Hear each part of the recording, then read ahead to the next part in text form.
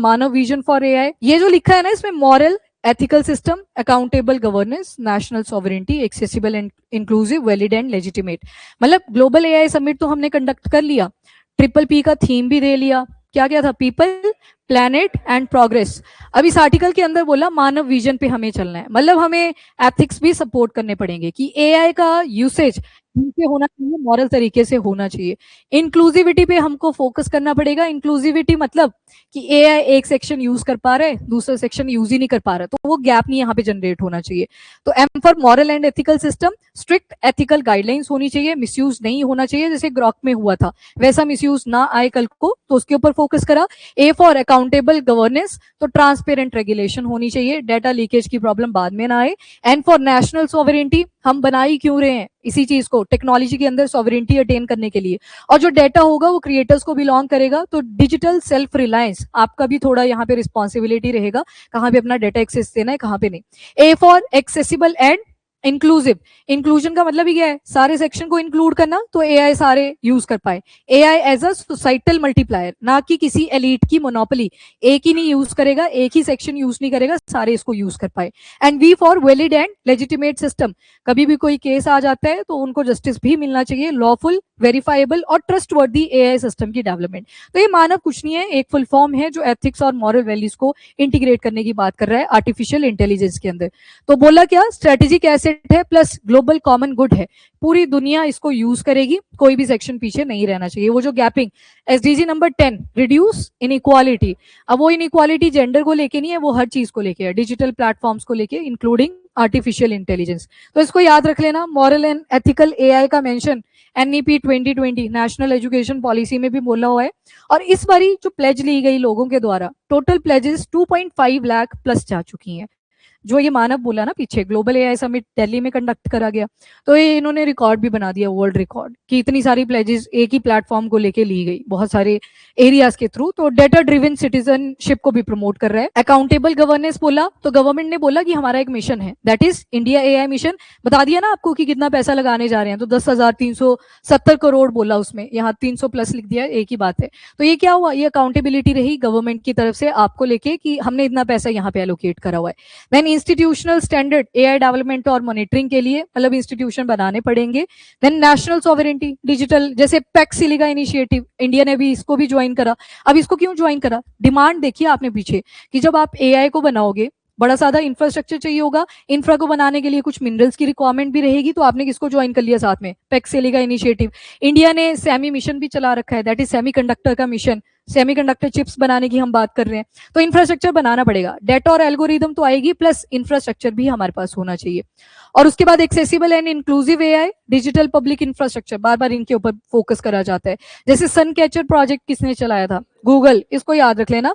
और इंडिया ने और भी प्रोजेक्ट चला रखे हैं, जैसे India AI Kosh, AI data lab network and national super computing mission, और valid, safe and legitimate AI, जैसे information technology amendment rule 2026, IT act है हमारे पास, उसमें हम कुछ अमेंडमेंट करते रहते हैं, टाइम के हिसाब से टेक्नोलॉजी चेंज कर रही है, तो उसको भी हम इसके अंदर इंक्लूड करते हैं। तो कहीं ना कहीं जो टेक्नोलॉजी है ये भी एक पिलर की तरह एक्ट करता है। अभी तक आपने 4 ही पिलर पढ़े हैं। 4 पिलर कौन से थे, जैसे नंबर 1 उसी के अंडर आते हैं, वो एक एग्जीक्यूटिव है, जुडिशरी है, लेजिस्लेचर है, और चौथा मीडिया। मैं यही बोलती हूँ, मीडिया चौथी टांग तो चेयर की हिल चुकी है, मीडिया तो कहाँ ही बचा हुआ है अब, है ना। तो उसकी जगह भी तो एजुकेशन ऐड कर दो, बेटर रहेगा। अभी जो फ्रांस से प्रेसिडेंट आए थे मैक्रोन, तो उन्होंने किसके साथ किया पॉडकास्ट, राज शर्मानी के साथ, किसी मीडिया वाले के साथ उन्होंने कोई नेगोशिएशन नहीं करा, सबको डिनाई करा। कहाँ पे किया, जहाँ पे कहीं ना कहीं इंटेलेक्चुअल बेस उनको मिलेगा। तो ये भी रिफ्लेक्ट कर रहा है आपके मीडिया को ही, मतलब वही वाला मीडिया जो सुबह शुरू हो जाता है, एक ही नाम जपेगा, सुबह के, दिन के, शाम के, रात के, तो एक ही नाम। मतलब ठीक है, आपको पता है अब अपने मीडिया के बारे में, तो उतना ऑथेंटिक सोर्स नहीं बचा है। पहले डिपेंडेंसी होती थी कि इन्फॉर्मेशन मिलेगी, याद है दूरदर्शन पे 15 मिनट के लिए न्यूज आती थी, 8 बजे से 8:15 तक रात के, और सुबह भी सेम ही टाइमिंग रहती थी, 8 बजे से 8:15। पहले इंग्लिश में आएगी और फिर अगले जो 15 मिनट होंगे उसमें हिंदी, पर काम की बातें, बकवास कुछ नहीं होती थी, हाँ सिर्फ मीनिंगफुल। अब जितने ज्यादा चैनल्स हुए मीडिया के, उतनी बेकार न्यूज, एक बकवास झाड़ते रहेंगे, बस वही चलती रहेगी और कोई रेलिवेंस नहीं होता। तो अगेन वो सारी चीजें हैं। पैक्सिली का इनिशिएटिव ये क्लियर है सभी को, इंडिया ने रिसेंटली ज्वाइन करा है, यूएस लेड है। किसी ने पूछा था कि यूएस इसका मेंबर क्यों नहीं बना, ये यूएस ही इनिशिएटिव लेके आया है। ऑनलाइन में पूछा था एक स्टूडेंट ने, तो यूएस ही लेके आया है, तो अल्टीमेटली मेंबर है वही, उसको लीड कर रहा है। ऑस्ट्रेलिया आ गया, Greece, Israel, Japan, Qatar, republic of Korea, Singapore, UAE, UK and India. 2025 दिसंबर मंथ में ही इसे बनाया गया था और अभी रिसेंटली इंडिया ने भी ज्वाइन करा है। बाकी ओवरऑल सिग्निफिकेंस क्या निकल के आया, एथिक्स, मतलब एथिकल तरीके से ही एआई यूज करे। और अगर हम एज अ लीडर खुद को शो करना चाहते हैं तो विजन हमारा भी कैसे हो, एथिकली हो, मॉरल वैल्यूज के साथ ही रहे। और एआई, अच्छा ये वाला याद रख लेना, जो इवोल्यूशन, अब पढ़ ही लो, पूरा कर ही लिया हमने, evolution of global AI agenda. तो 2023 का ब्लेचले डिक्लेरेशन, ये पेपर में सीधा ही आ गया था कि ब्लेचले डिक्लेरेशन किस चीज से रिलेटेड था। एक ऑप्शन थी वैक्सीन, दूसरा था आर्टिफिशियल इंटेलिजेंस, तीसरा मतलब ऐसे कोई ऑप्शन थे बनाए हुए, पर ये एआई के साथ रिलेटेड था। तो वेन्यू क्या था इस एआई समिट का, ब्लेचले पार्क, यूके। और एग्जिस्टेंशियल रिस्क और फ्रंटियर एआई मॉडल, इनकी सेफ्टी को लेके ये कंडक्ट करा गया था। कोई ना कोई पर्पस होता है ना, अभी फ्यूचर का भी बताती हूँ कहाँ कहाँ पे वेन्यू डिसाइड हुए हैं। तो ब्लेचली डिक्लेरेशन, जिसे दिल्ली डिक्लेरेशन बोल दिया, जहां पे मीट होती है उसी के हिसाब से डिक्लेरेशन का नाम होता है, इसको ब्लेचली डिक्लेरेशन बोला था। ये 2023 का आ गया, एआई के सेफ्टी इंस्टीट्यूशन पे ज्यादा फोकस किया था। एंड दूसरा आ गया आपका एआई सियोल समिट, ये 2024 में हुआ, यानी कि साउथ कोरिया की कैपिटल ही आ गई। इन्होंने मेन फोकस करा था सेफ्टी विद इनोवेशन, सेफ्टी पे भी फोकस करा, पर आपको इनोवेशन भी करनी पड़ेगी अपनी, वो भी एक्सटेंड करनी पड़ेगी, उस पर भी फोकस करा, यानी कि इंक्लूसिविटी और रिस्पॉन्सिबल ग्रोथ, तो दोनों चीजों पे फोकस किया। एंड वॉलंटरी सेफ्टी कमिटमेंट, जैसे मैंने बोला आपकी भी रिस्पॉन्सिबिलिटी है कि आप भी ढंग से यूज करें, ऐसे प्रॉम्प्ट जनरेट करने की ट्राई ना करें जिसका कल को मिसयूज हो जाए। तो वो चीजें हैं, यहाँ पे वॉलंटरी कमिटमेंट्स भी ऐड करी गई। देन आता है एआई एक्शन समिट, जो कि 2025 पेरिस, फ्रांस। इसमें मेन फोकस अगेन सेफ्टी के बाद एक्शन, कि आपने इनोवेशन तो कर दिया पिछले समिट में, अब आपको एक्शन भी लेना पड़ेगा। तो इनका मेन थीम यही था। और फोकस एरिया क्या थे, पब्लिक इंटरेस्ट इन एआई, यानी कि गवर्नेंस में कैसे एआई इंटीग्रेट करा जाएगा, फ्यूचर ऑफ वर्क और एनवायरमेंटल सस्टेनेबिलिटी। एनवायरमेंट के ऊपर तो फर्क पड़ेगा ही ना, अब कैसे पड़ेगा, एआई बनाने से मतलब एनवायरमेंट पे क्या फर्क पड़ा, ठीक है, ये रिक्वायरमेंट रहेगी, क्योंकि जो आपकी बड़ी बड़ी ट्रांसफॉर्मर मशीन्स लगेंगी, उससे हीट भी जनरेट करेगी, साइड में कूलिंग के लिए आपको कोई ना कोई चीज रिक्वायर्ड रहेगी, मतलब रिसोर्सेज की डिमांड भी बढ़ेगी, तो एनवायरमेंट इनडायरेक्टली इंपैक्ट होगा ही होगा। अच्छा, एक और सवाल था, किसी ने पूछा हुआ बी कॉरिडोर्स वाले टॉपिक से, कि इससे तो प्लांट खराब हो जाएंगे अगर वेजिटेशन नेशनल हाईवे के साइड में लगा दी। पहली बात तो जो प्लांट्स होते हैं वो कार्बन डाइऑक्साइड कंज्यूम करते हैं, तो उनको कोई हार्म नहीं होगा, उससे ही फूड बनाएंगे वो अपना। और कईयों ने बोला कि अब देखो मधुमक्खियां जब हनी बनाएंगी तो उससे क्या होगा, हनी क्या है, बड़ी ज्यादा धूल वगैरह होगी। पहली बात तो वो ऊंचे पेड़ पे बनाएंगी, और पेड़ ऐसे नहीं होगा कि सड़क के साइड में लग गया है, थोड़ी दूरी पे रहेगा वो, इतना नहीं है, ठीक है। तो वो चीजें थोड़ा सा लॉजिक भी लगा लेना होता है। अगेन जिसने भी ये सवाल पूछा था, इसको ध्यान से मतलब सोच लिया करो एक बारी कि क्या इसके पीछे का लॉजिक रहा होगा।